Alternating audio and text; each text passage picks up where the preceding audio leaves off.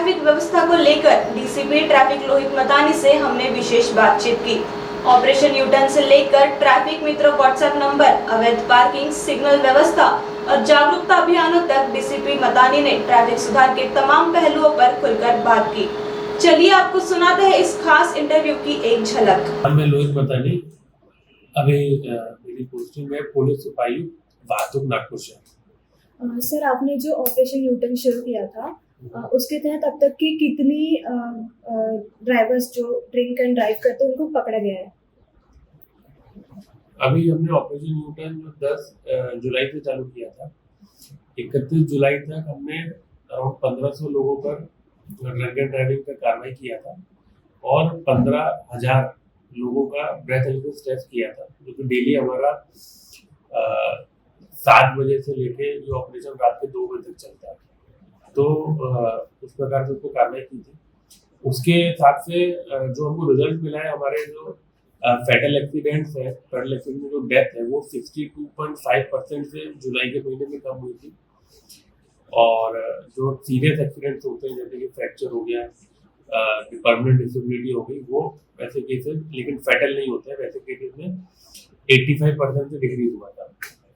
और अगर देखा जाए कि जो इस टाइम पीरियड है, जो 7 बजे से लेकर और देर रात तक, जो हमने आइडेंटिफाई किया था कि सबसे ज़्यादा एक्सीडेंट प्रोन टाइम पीरियड है, तो जब से हमने ऑपरेशन चालू किया है, तो मैं आपको बताना चाहूँगा कि एक भी एक्सीडेंट, 1 महीने का भी जो टाइम होने वाला है, तो 1 महीने में एक भी एक्सीडेंट उस टाइम पीरियड में नहीं हुआ है।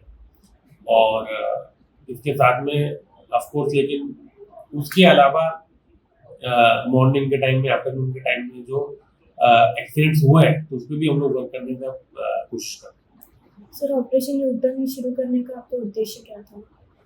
उसका मुख्य उद्देश्य है कि जो लोगों की रोड एक्सीडेंट में मृत्यु होती है, वो मृत्यु दर को हमें कम करना है। सर, हमने देखा है कि कई जगहों पे ना ट्रैफिक से रिलेटेड बहुत से प्रॉब्लम्स है, जैसे मार्केट एरिया हो गया, बर्डी हो गया, इतवारी हो गया। अब बर्डी के जो रोड्स है, उस पे जो लोग रोड पे अपना गाड़ी लगाते, मतलब जो दुकान वगैरह लगाते, तो उसकी वजह से भी ना ट्रैफिक मतलब ऐसे बढ़ जाता है। फिर जो वॉकिंग करते लोग हैं उनको भी प्रॉब्लम होती है।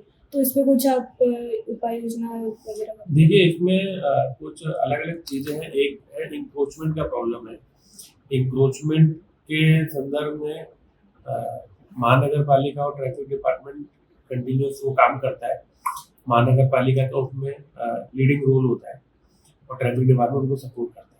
लेकिन इसके अलावा जो दूसरा एक महत्वपूर्ण इशू है कि पूरे शहर में पार्किंग और नो पार्किंग जोन्स, इसके बारे में थोड़ा सा एक कंफ्यूजन है।